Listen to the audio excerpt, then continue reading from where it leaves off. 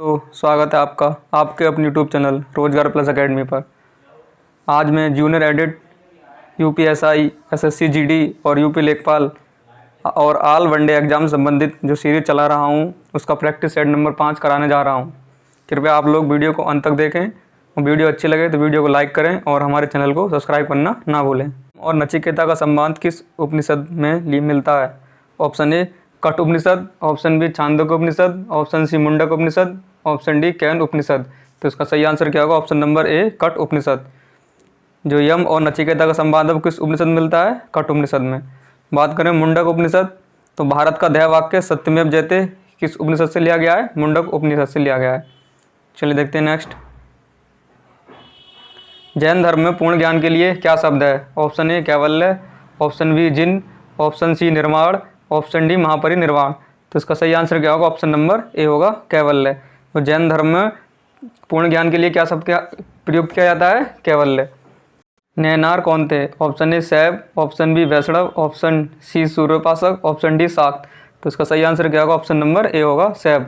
जो नैनार थे वो कौन थे? शैव थे। कैसे याद रखेंगे? शिव जी के त्रिनेत्र से याद रखेंगे। नेत्र मतलब नयन। तो जो नयन इसमें आ रहा है वो कौन जाएंगे? शैव धर्म से संबंधित। और वैष्णव कौन थे? अलवार कहलाते थे। चलिए देखते हैं नेक्स्ट। अशोक के अभिलेखों को सर्वप्रथम किसने पढ़ा था? Option A James Prinsep, option B George Buhler, option C Vincent Smith या ऑप्शन डी इनमें से कोई नहीं। तो जो अशोक के अभिलेख थे सबसे पहले किसने पढ़ा था उसे? जेम्स प्रिंसेप ने। इसका सही आंसर क्या होगा? ऑप्शन नंबर ए होगा। खजुराहो के मंदिर को किस राजवंश के शासकों ने बनवाया? Option A Chandel, option B Rajput, option C Pallava, option D इनमें से कोई नहीं। तो इसका सही आंसर क्या होगा? ऑप्शन नंबर ए होगा चंदेल शासकों ने। जो खजुराहो के मंदिर थे किसने बनवाए थे? चंदेल शासकों ने। बात कर लें अन्य ऑप्शन की तो राजपूत शासकों ने क्या बनवाया था? एलोरा का कैलाश मंदिर। और बात करें पल्लव वंश तो पल्लव वंश के शासकों ने क्या बनवाया था? रथ मंदिर बनवाए थे। जी मलिक किस वंश का संस्थापक था? Option A Tughlaq, option B Lodi, option C Sayyid, option D Khilji. तो इसका सही आंसर क्या होगा? ऑप्शन नंबर ए होगा तुगलक। जो गाजी मलिक या इसे गयासुद्दीन तुगलक भी कहा जाता है, किस वंश का संस्थापक था? तुगलक वंश का। तो सही आंसर क्या होगा? ऑप्शन नंबर ए। चलिए देखते हैं नेक्स्ट। कृष्णदेव राय के दरबार में अष्टदिग्गज कौन थे? ऑप्शन ए 8 मंत्री, ऑप्शन बी 8 तेलुगु कवि, ऑप्शन सी 8 महान सेनापति, ऑप्शन डी 8 परामर्शदाता। तो जो कृष्णदेव राय थे इनके दरबार में जो 8 दिग्गज थे वो कौन थे? 8 तेलुगु के कवि थे। और जो 8 मंत्री थे वो किसके दरबार में थे? शिवाजी के दरबार में। चलिए देखते हैं नेक्स्ट। जौनपुर नगर की स्थापना किसने की थी? Option A Mohammad bin Tughlaq, option B Firoz Shah Tughlaq, option C Sikandar Lodi, option D Ghiyasuddin Tughlaq. तो इसका सही आंसर क्या होगा? ऑप्शन नंबर बी होगा फिरोज शाह तुगलक। फिरोज शाह तुगलक ने अपने चचेरे भाई मोहम्मद बिन तुगलक जिसका बचपन का नाम क्या था? जौना खा था, उसके नाम पर ही जौनपुर नगर बसाया। का युद्ध किस सन में लड़ा गया? Option A 1540, option B 1539, option C 1531, option D 1532। तो इसका सही आंसर क्या होगा? ऑप्शन नंबर बी होगा 1539। जो चौसा का युद्ध था हुमायूं और शेरशाह सूरी के मध्य 1539 में लड़ा गया। बात करें 1540 की तो 1540 में कन्नौज जैसे बिलग्राम का युद्ध भी कहते हैं, ये भी शेरशाह सूरी और हुमायूं के बीच में लड़ा गया था। दीन इलाही किस वर्ष आरंभ किया? Option A 1576, option B 1578, option C 1581, option D 1582। तो इसका सही आंसर क्या होगा? Option number D 1582। अकबर ने नया धर्म चलाया था दीन इलाही, जिसमें सभी धर्मों के गुरुओं को बुलाया जाता था और सब अपने अपने धर्मों के बारे में बताते थे। इनमें से किसे जिंदा पीर के नाम से जाना जाता है? Option A Aurangzeb, option B Shahjahan, option C Babur, option D Jahangir. तो इसका सही आंसर क्या होगा? Option number A Aurangzeb. Aurangzeb को जिंदा पीर के नाम से जाना जाता है। मुगल वंश का ये एकमात्र शासक था जिसका 2 बार राज्याभिषेक हुआ था। और बात करें दिल्ली सल्तनत तो दिल्ली सल्तनत में फिरोज शाह तुगलक का 2 बार राज्याभिषेक हुआ था। चलिए देखते हैं नेक्स्ट।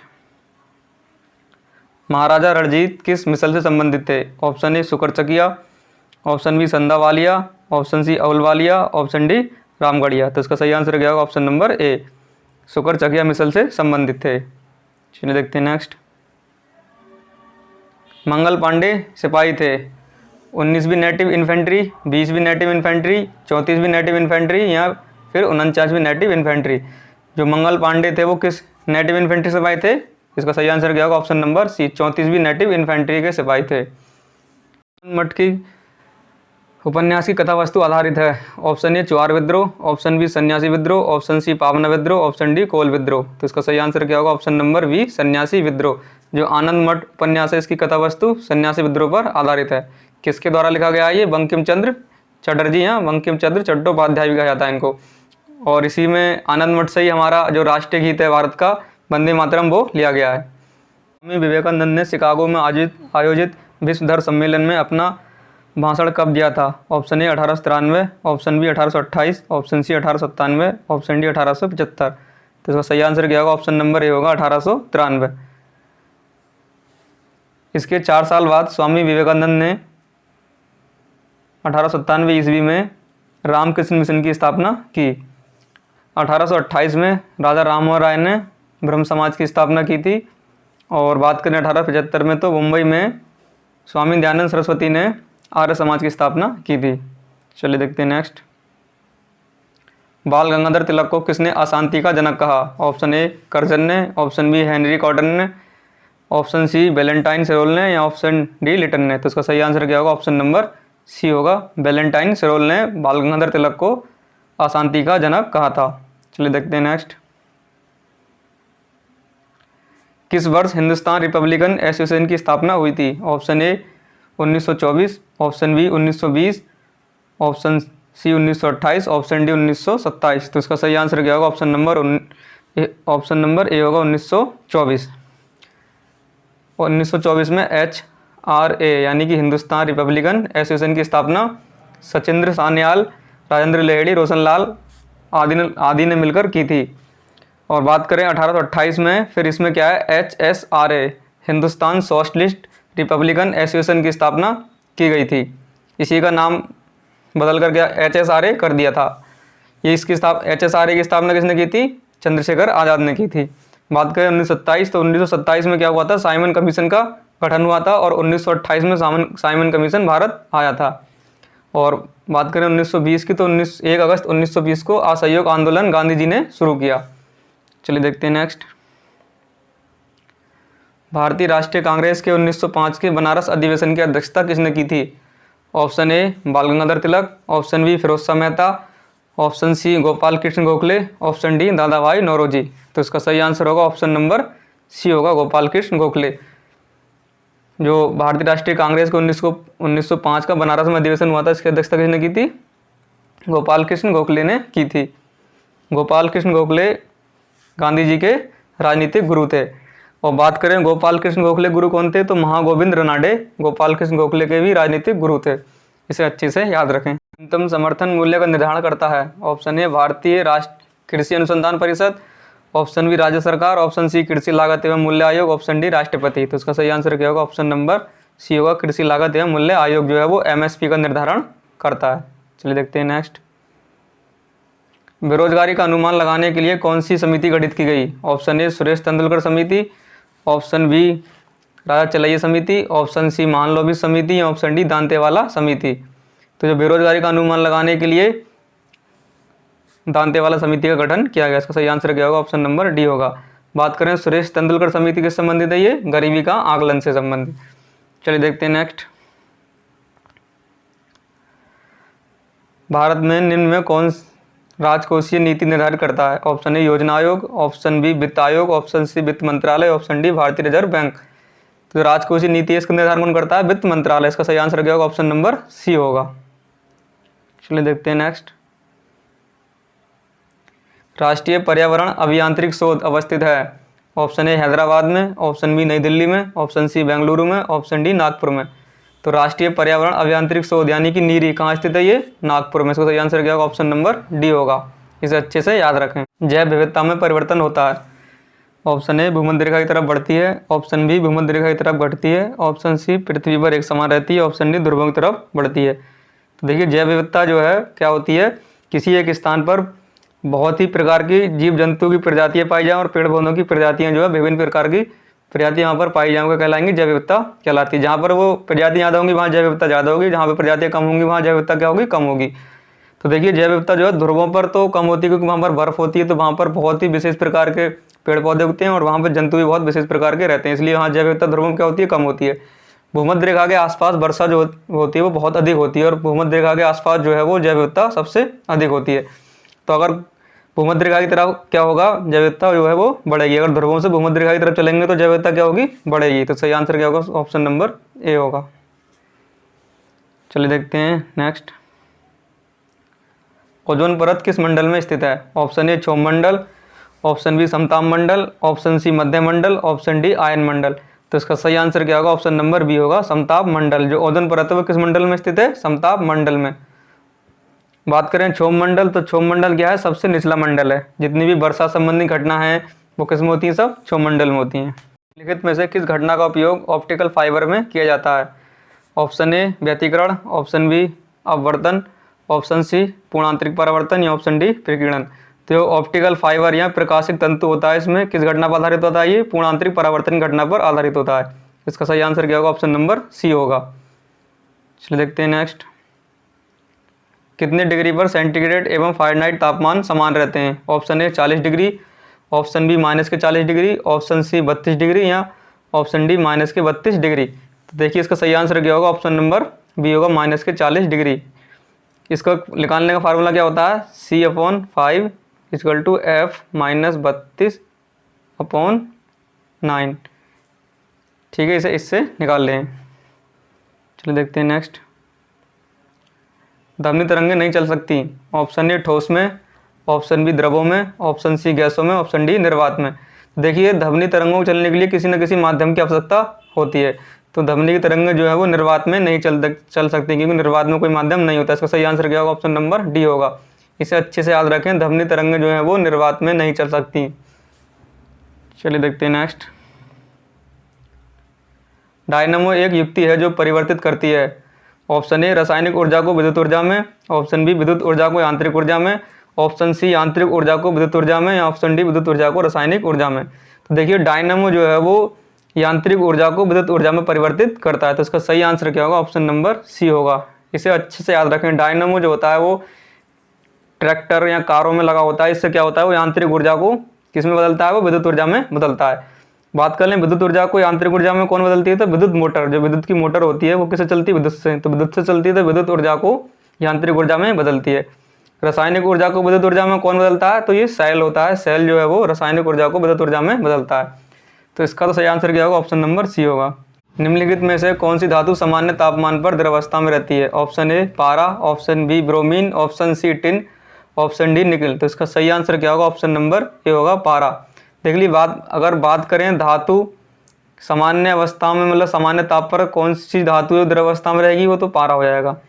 अगर बात करें अधातु की तो क्या हो जाएगी, ब्रोमीन। इसे अच्छे से याद रखें, धातु होगी तो पारा और अधातु होगी तो ब्रोमीन। क्या है, अधातु है जो कि सामान्य ताप पर द्रव अवस्था में रहती है। चलिए देखते हैं नेक्स्ट।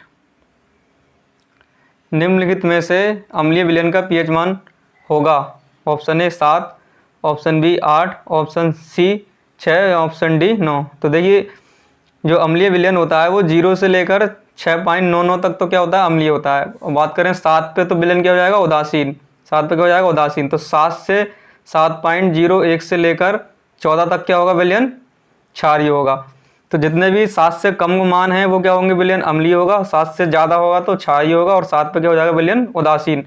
तो जल का पीएच मान क्या होता है, 7 होता है। तो जल कैसा होता है, उदासीन विलयन होता है। जितना देखिए अम्ल में क्या होगा, जितना मान कम होगा उतना ही प्रबल अम्ल होगा। और क्षार में क्या होगा, जितना मान ज़्यादा होगा उतना प्रबल क्षार होगा। इसे अच्छे से याद रखें। पूछ भी सकते हैं कि इसमें कौन सा प्रबल अम्ल होगा पीएच मान देकर। तो जितना अम्ल में कम मान होगा उतना ही प्रबल होगा और क्षार में जितना ज़्यादा होगा वो प्रबल क्षार उतना होगा। तो इसका तो सही आंसर क्या होगा, अम्ल का पीएच मान क्या होगा, ऑप्शन नंबर सी होगा, 6। 7 पर हो जाएगा उदासीन, 8 पे क्षार हो जाएगा और 9 पे भी क्षार हो जाएगा। चलिए देखते हैं नेक्स्ट। जंतु कोशिका में निम्न में से क्या अनुपस्थित होता है? ऑप्शन ए केंद्रक, option B mitochondria, option C cellulose की कोशिका की भित्ति, ऑप्शन डी इनमें से कोई नहीं। तो इसका सही आंसर क्या होगा, ऑप्शन नंबर सी होगा, सेलुलोज की कोशिका की भित्ति। ठीक है, इसे अच्छे से याद रखें। देखिए माइटोकॉन्ड्रिया क्या होता है, कोशिका का ऊर्जा गृह या पावर हाउस कहा जाता है। इसे अच्छे से याद रखें। मानव शरीर की सबसे छोटी हड्डी है? Option A stapes, option B femur, option C malleus, option D इनमें से कोई नहीं। तो देखिए मानव शरीर की सबसे छोटी हड्डी कौन सी होती है, स्टेपीज होती है। इसका सही आंसर होगा ऑप्शन नंबर ए होगा, ये कहाँ पाई जाती है? कान में पाई जाती है। बात करें सबसे बड़ी हड्डी कौन सी होती है, तो वो होती है फीमर। ये कहाँ पाई जाती है? ये जांग में पाई जाती है। छोटी हड्डी स्टेपीज कान में पाई जाती है। सबसे बड़ी हड्डी फीमर होती है, कहाँ पाई जाती है? जांग में पाई जाती है। इसे अच्छे से याद रखें। चलिए देखते हैं नेक्स्ट। घाव को भरने में सहायक विटामिन है। Option A vitamin B, option B vitamin C, option C vitamin D या ऑप्शन डी विटामिन के। तो जो घाव को भरने में सहायक विटामिन होता है वो क्या होता है? विटामिन सी होता है। इसका सही आंसर क्या होगा? ऑप्शन नंबर बी होगा। इसे अच्छे से याद रखें। और रक्त का थक्का जो बनाने में सहायक होता है वो कौन सा होता है? विटामिन के होता है। इसे भी याद रखें। विटामिन डी की कमी से कौन सा रोग हो जाता है मानव शरीर में? रिकेटस। और बात करें विटामिन बी से बेरीबेरी, और विटामिन सी से क्या होता है? स्कर्वी रोग हो जाता है। विटामिन सी का रासायनिक नाम क्या है? Ascorbic acid. ठीक है, इसे अच्छे से याद रखें। चले देखते हैं नेक्स्ट। निम्नलिखित में से किसको पर्ल ऑफ साइबेरिया कहा जाता है? ऑप्शन ए बैकाल झील को, ऑप्शन बी कैस्पियन सागर को, ऑप्शन सी सुपीरियर झील को या ऑप्शन डी इनमें से कोई नहीं। तो देखिए इसमें पर्ल ऑफ साइबेरिया किसे कहा जाता है? बैकाल झील को। इसका सही आंसर क्या होगा? ऑप्शन नंबर ए होगा। दुनिया की सबसे गहरी झील भी कौन सी है? बैकाल झील है। कहाँ स्थित है? ये रूस में स्थित है। बात कर लें अन्य ऑप्शन की, तो कैस्पियन सागर जो है वो विश्व की सबसे बड़ी झील है। और अगर बात कर लें खारे पानी की सबसे बड़ी झील, तब भी कैस्पियन सागर सबसे बड़ी झील होगा। अगर ऐसे ही पूछ लिया तो वो भी कैस्पियन सागर आएगा। और बात हो जाएगी अगर मीठे पानी की सबसे बड़ी झील कौन सी होगी, तो इसका सही आंसर आएगा सुपीरियर झील, यानी सुपीरियर। मीठा पानी क्या है? सुपीरियर है। तो इसका सही आंसर क्या होगा? सुपीरियर झील होगा। ठीक है, इसे अच्छे से याद रखें। मीठे पानी की सबसे बड़ी झील सुपीरियर झील। अगर ऐसे ही ओवरऑल पूछ लिया जाए कि सबसे बड़ी झील कौन सी है विश्व की, तो कैस्पियन सागर। अगर बात कर लें खारे पानी की सबसे बड़ी झील विश्व की, तो भी कैस्पियन सागर होगा। इसे अच्छे से याद रखें। चलिए देखते हैं नेक्स्ट। निम्नलिखित में से कौन सा भारत में स्थित ज्वालामुखी है? Option A little Andaman, option B little Nicobar, option C great Nicobar या ऑप्शन डी बैरनद्वीप। तो इसका सही आंसर क्या होगा? ऑप्शन नंबर डी होगा। भारत में एकमात्र ज्वालामुखी क्या है? बैरनद्वीप स्थित है। चलिए देखते हैं नेक्स्ट। निम्नलिखित में से किसे दक्षिण की गंगा कहा जाता है? Option A Kaveri, option B Krishna, option C Godavari या ऑप्शन डी महानदी। तो देखिए इसको अच्छे से, इसमें बहुत ही कन्फ्यूजन होता है। अगर दक्षिण की गंगा, सिर्फ दक्षिण की गंगा आ जाएगा तो इसका सही आंसर क्या? ऑप्शन नंबर ए कावेरी।